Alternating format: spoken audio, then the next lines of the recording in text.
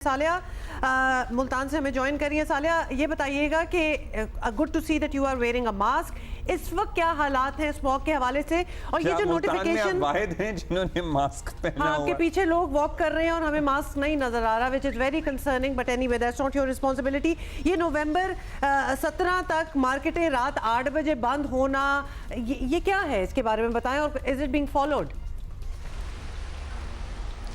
जी, मैं इस वक्त मौजूद हूँ मुल्तान बॉसन रोड पे। जैसे आपने अभी कहा कि पीछे मेरे लोगों ने मास्क नहीं पहना हुआ, मेरे जो पीछे मौजूद हैं, मैंने उनको आके ये भी बोला कि आप लोगों ने मास्क क्यों नहीं पहना हुआ, तो उन्होंने बहुत ज़्यादा नॉन सीरियस बिहेवियर दिखाया कि कुछ भी नहीं होता, स्मोक से और फॉग से हमें तो कुछ भी नहीं होता। जी, इस वक्त मुल्तान में जो स्मोक की सूरत हाल है वो दिन ब दिन जो है वो ख़राब ही होती जा रही है। जैसे आपने बात की कि कल जो एयर क्वालिटी इंडेक्स था वो 700 क्रॉस किया था, लेकिन आज जो है वो 800 क्रॉस किया हुआ है, जबकि कुछ इलाके जो हैं मुल्तान के उसमें 1000 भी क्रॉस कर चुका है जो एयर क्वालिटी इंडेक्स है, जिसकी वजह से पोल्यूशन की जो सूरत हाल है वो बहुत ज़्यादा ख़तरनाक हो गई है।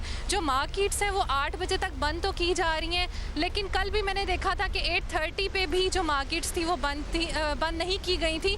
तो लोग जो है वो कुछ हद तक फॉलो कर रहे हैं, लेकिन जो ज़िले इंतज़ामिया है वो भी काफ़ी हद तक यहाँ पे कोशिशें कर रही है कि स्मोक को कंट्रोल किया जा सके, लेकिन कुछ हद तक वो भी नाकाम है इसको, क्योंकि लोग जो है वो बहुत ज़्यादा नॉन सीरियस बिहेवियर दिखा रहे हैं, मास्क नहीं पहनते हैं, ट्रैवल उनका उसी तरह से चल रहा है, मार्केट्स में रश है उन लोगों का उसी तरह, और जो सैर व तफरी वाले इलाके हैं उनमें भी उसी तरह से लोगों का रश नज़र आ रहा है। आप देख सकती हैं कि यहाँ पे इस कदर पोल्यूशन के बावजूद जो है वो यहाँ पे लोग जो है वो बिल्कुल सीरियस नहीं है इसको लेके। ये बताइए कि ज़ाहिर है मुल्तान अगर इस स्टेज तक पहुँचा है तो उसमें कॉन्ट्रीब्यूटर्स होंगे, मतलब भट्टों की क्या सूरत हाल है, कंस्ट्रक्शन का काम चल रहा है नहीं चल रहा, वो गाड़ियाँ, वो मोटरसाइकिलें, चिंची रिक्शे या नॉर्मल रिक्शे जो धुआं छोड़ते हैं उनकी क्या सूरत हाल है। ज़िला इंतज़ामिया कहीं कोई काम करती हुई नज़र आ रही है? ज़िले इंतज़ामिया की जानिब से कुछ जो भट्टे हैं ना वो मसमार तो किए गए हैं। पिछले दिनों भी जो काला धुआं छोड़ने वाले जो ज़िगज़ैग टेक्नोलॉजी पे अमल नहीं कर रहे भट्टे, उनको जो है वो सील भी किया गया है, बंद भी किया गया है। इसके अलावा जो कल और परसों जो स्मोक आगे ही मुहिम है उसका भी आगाज़ किया गया है, जिसके लिए मुख्तलिफ रोड्स पर जाके उन्होंने गाड़ियों को रोका है, धुआं चेक किया, जिनके अंदर से काला धुआं निकल रहा था उनको उन्होंने बंद किया, उनको उन्होंने भारी जुर्माने भी आयद किए हैं। लेकिन फिर वही बात कि ज़िले इंतज़ामिया की तरफ से भी कोशिश की जा रही है, लेकिन आवाम को भी चाहिए, शहरियों को भी चाहिए कि थोड़ा सा इस पोल्यूशन को लेके थोड़ा सा सीरियस फील करें और थोड़ा सा सीरियस लें इसको। शुक्रिया आपका Saliya, thank you for speaking to us. इस पे हम सर्टेनली लेकिन ये देखिए जी, हमें तो फर्क नहीं पड़ रहा और हम तो बिल्कुल ठीक हैं, तो उसका जवाब क्या हो सकता है वैसे? वाकई मतलब आई एम जस्ट थिंकिंग कि अगर अगले ने कह ही दिया कि भाई मैंने नहीं मास्क पहनना, कर लो जो करना है, मतलब फिर तो उसका भी कोई जवाब नहीं है कि हमारे बच्चों ने तो पोलियो के खतरे नहीं पीने। एग्जैक्टली, मतलब वो आई एम जस्ट थिंकिंग कि ह्यूमन स्टुपिडिटी या व्हाटएवर यू वांट टू से अच्छा जी, इसी पे हम बात करेंगे मज़ीद कि हम इस स्टेज तक कैसे पहुँचे। और माहिर माहौलियात सोशल मीडिया प्लेटफॉर्म्स पे, सोशल प्लेटफॉर्म्स पे बहुत अरसे से, अब से नहीं सालों से माहौलियात को लेकर ये कंसर्न जाहिर करते रहे हैं, बात करते रहे हैं। दावर हमीद साहब हमारे साथ मौजूद हैं। अस्सलाम वालेकुम दावर। दावर, हम अक्सर अपने बैंटर में भी ये बात करते हैं, आप तो कब से इस बारे में आवाज़ उठा रहे हैं कि लाहौर, और फिर चंद सालों से हम गुफ्तगू करते हुए इस स्टेज पे पहुंच गए कि अक्टूबर में भी स्मॉग और इस हद की स्मॉग, और फिर मुल्तान भी शामिल हो गया, और गुजरावाला का पूरा डिवीजन भी शामिल हो गया, पेशावर को ले लें, पेशावर भी शामिल हो गया। मतलब इतना रैपिडली एट दिस स्पीड ये सारा खित्ता इससे मुतासर हो रहा है। सो आपने ये बात, I was hearing your earlier comments as well, हमें ये बात रियलाइज करने की जरूरत पड़ेगी कि ये पेशावर, मुल्तान, गुजरावाला, इन शहरों में पहले एयर क्वालिटी सेंसर्स नहीं थे।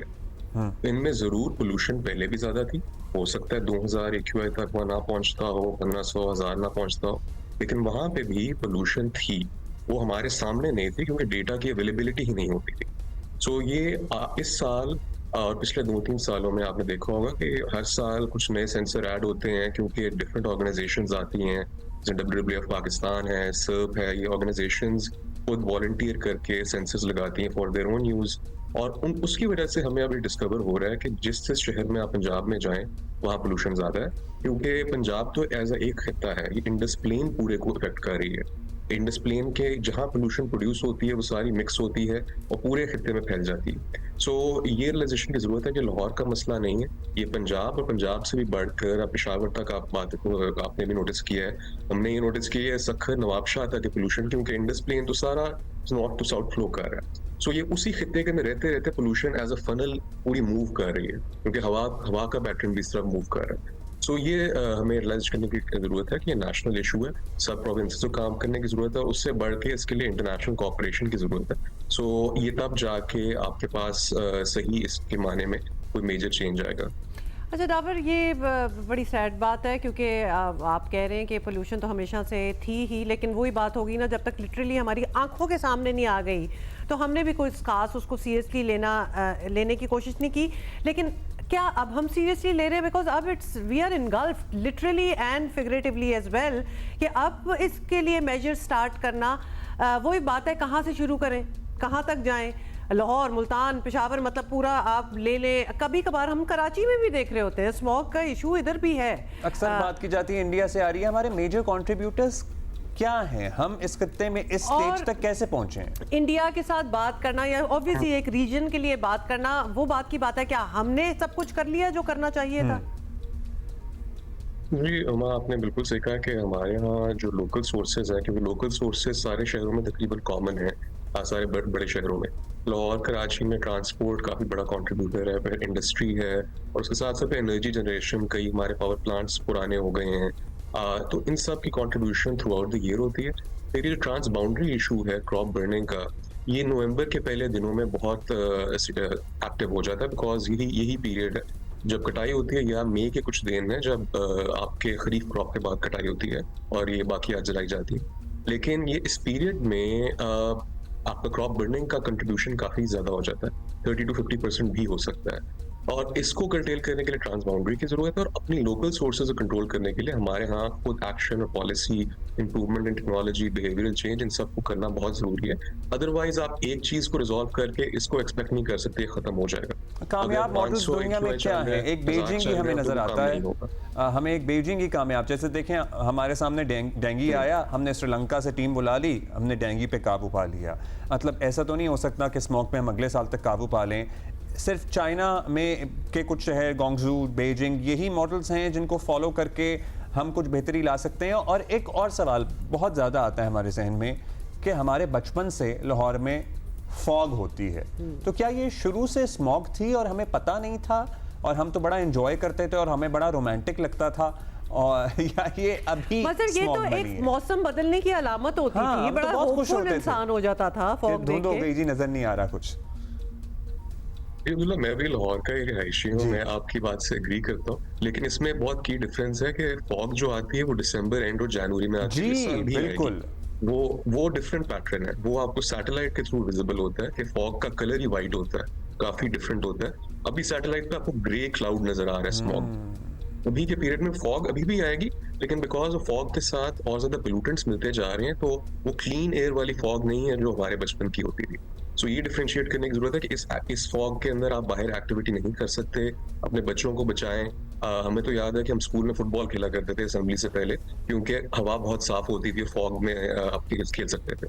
तो ये बहुत जरूरी है, ये चीजें रिजॉल्व करना जरूरी है। हमारे बच्चों की हेल्थ पे इम्पैक्ट हो रहा है, लॉन्ग टर्म बहुत इम्पैक्ट हो रहा है। यूनिसेफ का बयान आया है कि ये खास तौर पे आपके न्यू बॉर्न्स हैं और up to 11 years of age, उनके लिए बहुत डेंजरस है ये एयर क्वालिटी आजकल चल रही है। उसके अलावा ये बीजिंग और गांगजू, ये हीबे, टिएनजिन, ये सारा रीजन है, इन्होंने अपने आप को बहुत स्ट्रिक्टली मॉनिटर किया, अकाउंटेबिलिटी की है गवर्नमेंट की, इंडस्ट्रीज को दूर ले गए हैं शहरों से, पोल्यूटिंग इंडस्ट्री से पूरा बैन लग गया, ट्रांसपोर्ट सेक्टर को उन्होंने साफ किया। उन्हें भी 10-15 साल लगे हैं, फॉरन ओवरनाइट नहीं हो सका उनसे भी। सो हमें ये प्लानिंग करने की जरूरत है कि अब हम इंडस्ट्रीज को कहाँ मूव करें, अपना पावर सेक्टर को कैसे साफ करेंगे, ट्रांसपोर्ट टेक्नोलॉजी, क्लीन फ्यूल कहाँ से आएगा, और इसको इम्प्लीमेंट करने की हद से अगले साल से शुरू हो जाए। अब जरा ये भी बता दें, ये जो COP29 और ये सारी कॉन्फ्रेंसेस वगैरह जो होती हैं, जो अपेरेंटली बड़ा सीरियसली क्लाइमेट को और एनवायरनमेंट को ले रही होती हैं, and obviously this is the future, इस पे बात होनी चाहिए। इनका कोई फ़ायदा हो रहा है? मतलब ऑब्वियसली हर चीज़ का फ़ायदा तो होता है, बट हम तो इमरजेंसी और वॉर फुटिंग की बात कर रहे हैं, क्योंकि हमारे यहाँ तो मसला आ गया है. सो जस्ट वंडरिंग कि ये हर साल ही अब ये एक ट्रेंड सा ही बन गया है कि सारे जी वर्ल्ड लीडर्स मिलते हैं. And yet we also see like in the United States, हमने प्रेसिडेंट ट्रंप जब प्रेसिडेंट बने हैं उन्होंने तो इन्वायरमेंट को कभी सीरियसली लिया ही नहीं. वो तो पुल आउट कर लेते हैं ऐसी चीज़ों में से, और फंडिंग भी. सो कहीं सीरियसनेस है, कहीं नहीं है. इतने बड़े बड़ी कॉन्फ्रेंसेज हो रही हैं, दुनिया इसको, वर्ल्ड एट लार्ज इस इशू को सीरियसली ले रही है. क्योंकि उमा, उसका मसला ये है कि कॉप के अंदर सिर्फ पाकिस्तान एक मुल्क पे फोकस नहीं होगा, वो Right. इंटरनेशनल कम्युनिटी पूरा as a different developing nation से फोकस होता है.